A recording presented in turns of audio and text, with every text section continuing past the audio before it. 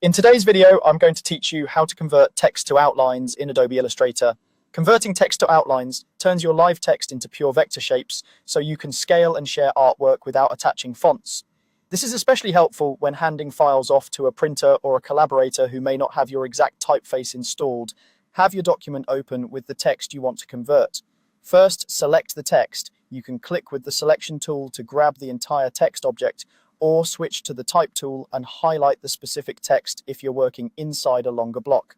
Make sure the bounding box shows you've selected the text object you intend to outline. Next, go to the Type menu at the top of Illustrator and choose Create Outlines.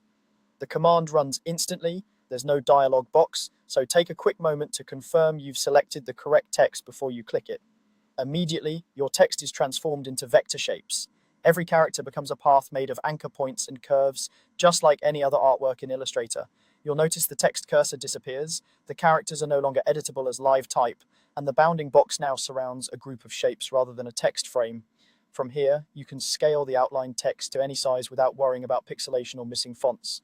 The visual spacing, kerning, and layout you designed are preserved because they're baked into the outlines. Colors, strokes, gradients, and effects you applied to the text remain, and you can still adjust those appearances as you would with any vector object. Keep in mind, once text is outlined, you can't edit its wording or change the font. If you notice a typo or want to try a different typeface later, you'll need to undo immediately after creating outlines or return to a saved version where the text is still live. Many designers keep an editable copy elsewhere in the document before converting, precisely to protect against last-minute changes. You may also see that certain letters with interior holes are treated as compound shapes. That's normal and ensures those counters render correctly. You can still align, transform, and combine the outlined characters as needed, just as you would any other vector artwork. And that's it. By selecting your text and choosing Create Outlines under the Type menu, you've turned type into clean, resolution